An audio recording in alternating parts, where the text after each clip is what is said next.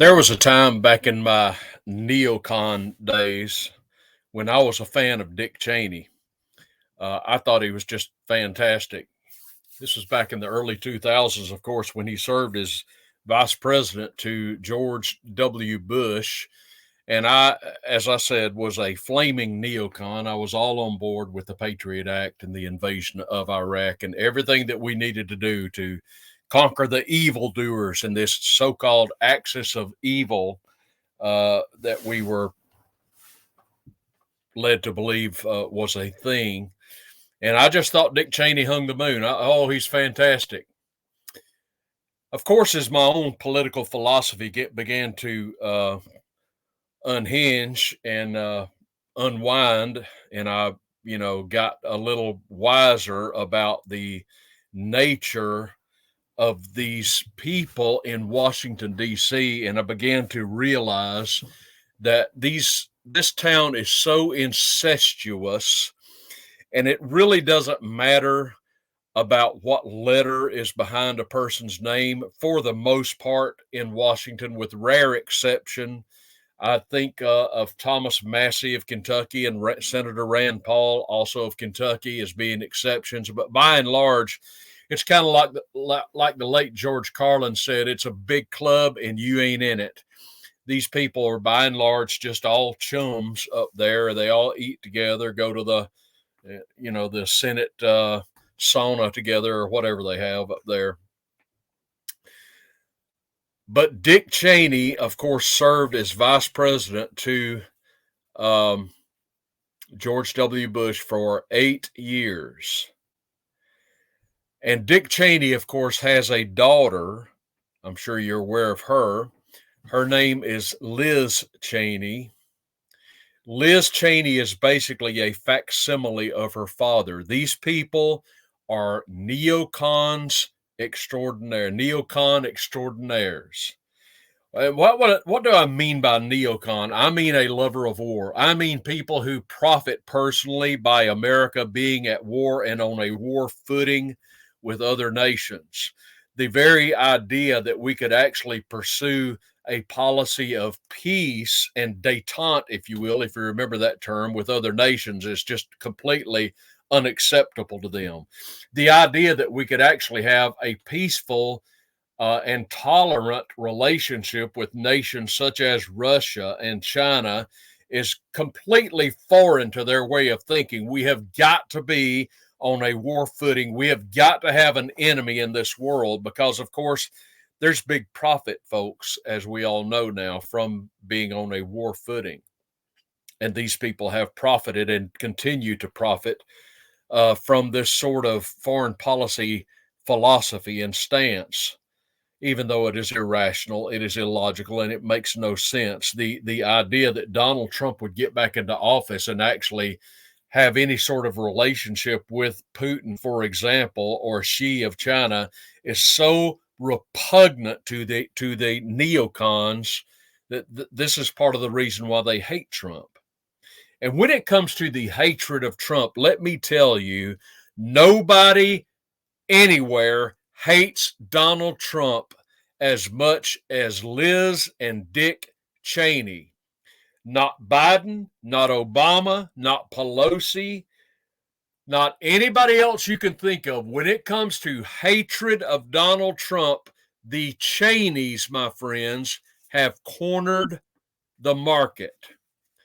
Now, Dick Cheney, as I stated, served as vice president for 8 years. Liz, his daughter, became the congressional representative from the great state of Wyoming, which only has one representative in Congress.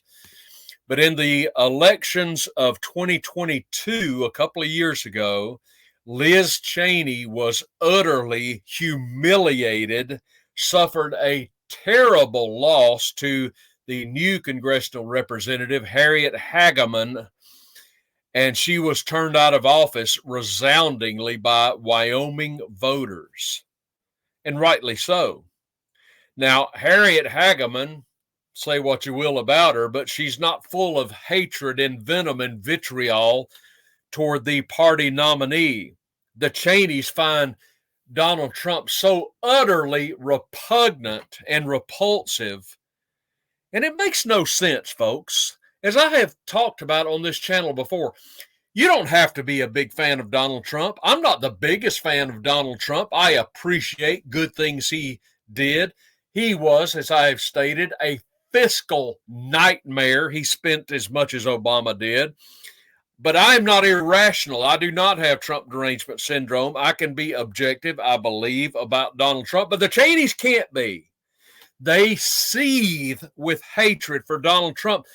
And you've got to ask why. Because look, when you blow away the smoke, when you what a lot of people find offensive is Trump's personality. Let's just be honest. He can be brash. He can be abrasive. You know, he says what's on his mind. But once you blow that away and you simply look at a politician such as Trump in terms of policy, which is how we should look at politicians, because you can be as slick as a snake oil salesman, but if you got bad policies, I don't want anything to do with you. You could be well-mannered, but if your policies are bad, I want nothing to do with you. So I take Trump's abrasiveness. If his policies are tolerable, then okay. But what is it about Trump that makes these people hate him so much?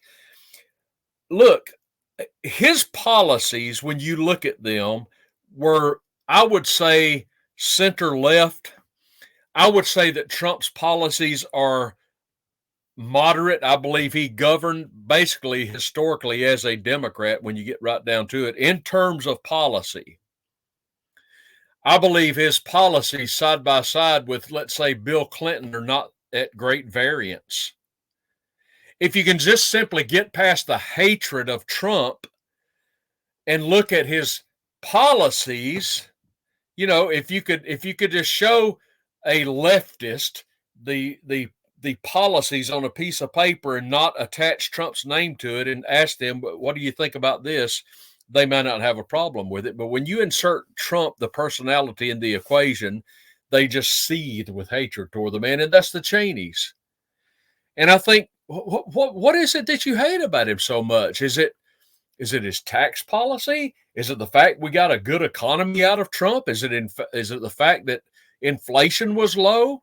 What could it be that makes you hate him so much? Oh, wait, I know what it is. He's not a neocon. He doesn't have us at war with anybody. Maybe that's what it is you hate about Donald Trump, because people like the Cheneys, ladies and gentlemen, create these phantoms for Americans, and we're supposed to be terrified and walk around in fear at these make-believe phantoms the Cheneys create for us so that they can export their philosophy in terms of foreign policy. People profit in times of war. Never forget that. And there are no people who have profited more out of war than the Cheney family, the evil Cheney family.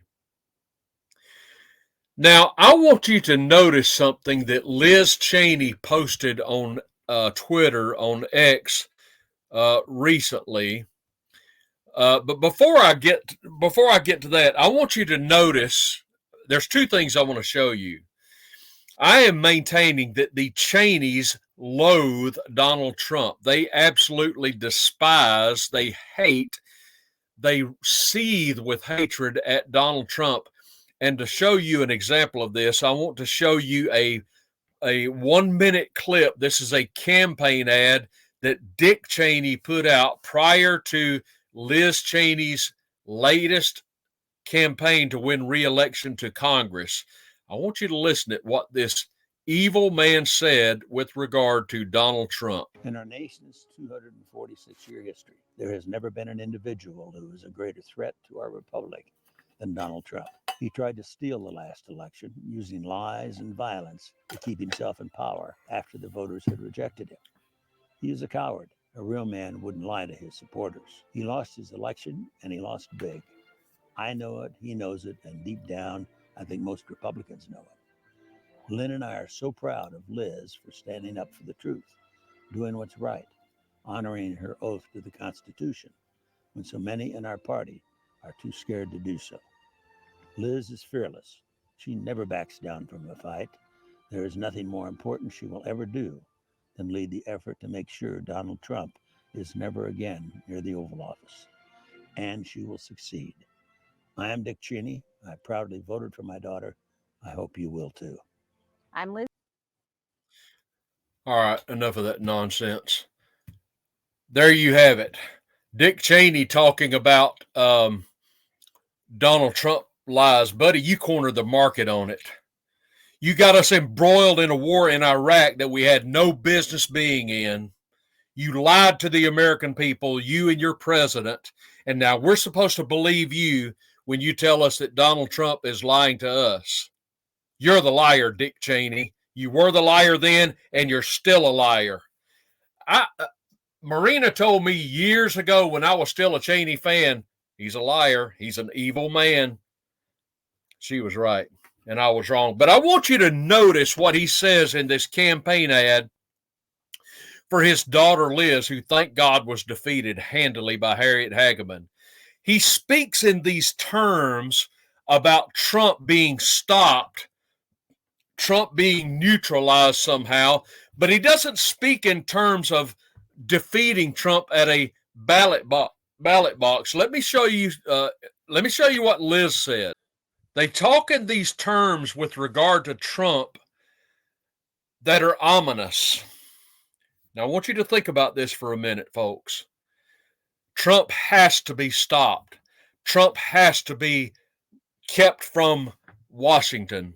We can't have Trump anywhere near Washington, but they don't speak in terms of defeating Trump at a ballot box. I want you to look at what Liz Cheney said on X, on Twitter. This is what she said just on March the 6th. The GOP has chosen. They will nominate a man who attempted to overturn an election and seize power. That is a lie. We have 8 months to save our republic and ensure Donald Trump is never anywhere near the Oval Office again. Join me in the fight for our nation's freedom. Do you notice the language she uses? We've got to keep Trump away from the Oval Office. She doesn't talk about defeating him at a ballot box electorally. I want you to understand how this language, the sentiment behind the language that Dick and Liz are using, while I tell you another little story that you may find rather interesting.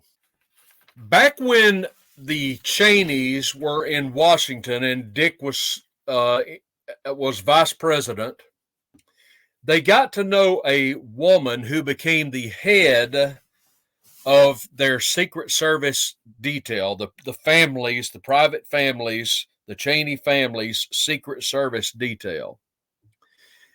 And this woman who became a head of the Cheney family detail became very close with the Cheney family. In fact, you might say she was almost like one of the family. She became like a personal valet to the Cheney family. And she remained with them even after they left office. As a matter of fact, when the 9/11 attacks happened, this woman I'm going to tell you about led Dick down to safety in the White House bunker after the attacks in New York. This woman became very close, not only to the Cheneys, to Dick and his wife, but she became extremely close to Dick Cheney's daughter, Liz. They were bosom buddies. Became very close to Liz Cheney. And she, when the Cheneys left Washington after Obama assumed office in 2008, this woman, the head of the detail, the security detail, this woman went with them and served as the private security for the family when she was not at the Secret Service. Now, who was this woman? This woman, who was extremely close to the Cheney family, is extremely close to the family. This woman, who is extremely close to the vitriolic, hate-filled, seething Liz Cheney, who hates Donald Trump with a purple passion. This woman is a woman by the name of Kimberly Cheadle. There she is, folks, in all of her glory.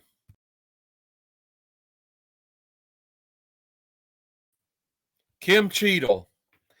Who is Kim Cheadle? You should know that by now. Kim Cheadle is the recently resigned secret director of the U.S. Secret Service. The woman who should have been fired after the attempt on Trump's life, but was not. She, under pressure, resigned. She should have been fired by Alejandro Mayorkas, but she was not. That's the Cheney confidant, Kimberly Cheadle. How did she get to be head of the Secret Service? Well, it just so happens, ladies and gentlemen, that a woman by the name of Jill Biden is also a huge fan of Kim Cheadle, and it was Jill Biden, pardon me, it was Jill Biden who had her husband, Joe, put Kimberly Cheadle in charge of the Secret Service. You might say a DEI hire. I certainly would, because as you saw on Saturday a week ago, there was nothing on display with the Secret Service but utter incompetence by DEI hires in the Secret Service. Now, what am I saying? I'm saying again that incest raises its head in Washington, that the Cheneys and Kimberly Cheadle were like this, and that Jill Biden. But wait, I thought these people were supposed to be enemies. Some are Democrats, some are Republicans. No. There's another post I didn't show you from Twitter that Liz Cheney, the good Republican, posted a few days ago after Biden stepped away from the nomination. And she praised him for leading America with dignity and effectiveness. That was Liz Cheney, the Republican.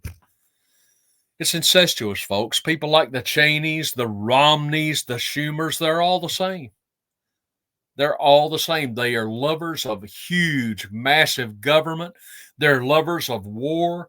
They're lovers of the surveillance state. They're haters of the Constitution. They are haters of you. Now, what am I ultimately saying, folks? I'm saying simply this, and you may think I have fallen out of my tree. I have no proof. I'm simply speculating, but I am telling you the Cheneys absolutely hate and loathe and despise Donald Trump. And I am telling you that the Cheneys are tied at the hip with Kimberly Cheadle. And I'm telling you that it was Kimberly Cheadle who has been held responsible by Congress, Democrats and Republicans, for failing to provide a proper security detail for Donald Trump in Butler, Pennsylvania. It was Kimberly Cheadle who ultimately got in trouble because under oath, she had to finally admit that, yes, indeed, she did not give Trump the requested personnel, Secret Service personnel that he had asked for. Why would that be? Why would it be that the Secret Service dropped the ball in that field in Butler, Pennsylvania over a week ago under Secret Service Director Kimberly Cheadle? Listen, I'm just a guy who's asking questions. And the question is it possible, ladies and gentlemen, is it possible that Dick Cheney and Liz Cheney may have had some sort of motivation for the Secret Service dropping the ball in Butler, Pennsylvania? Is it fair to ask that question? Don't dismiss that out of hand.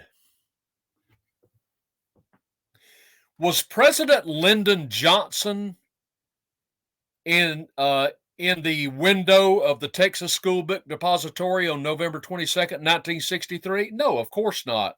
But did he have something to do with the assassination of JFK? You damn well better believe it. And is it possible that Dick Cheney has something to do with all of this behavior, shall we say, that is surrounding Donald Trump? Is it possible?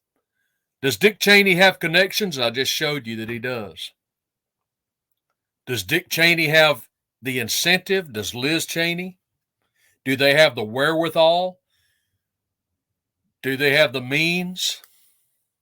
They've certainly got the motive. Call me crazy, folks, but I'm telling you, these people hate Donald Trump, and you better believe that Donald Trump had better watch his back, because these people are not done. These people are not done.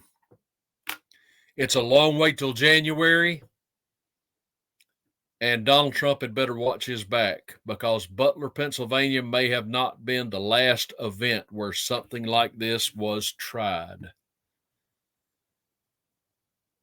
There you have the Cheney connection to Kimberly Cheadle.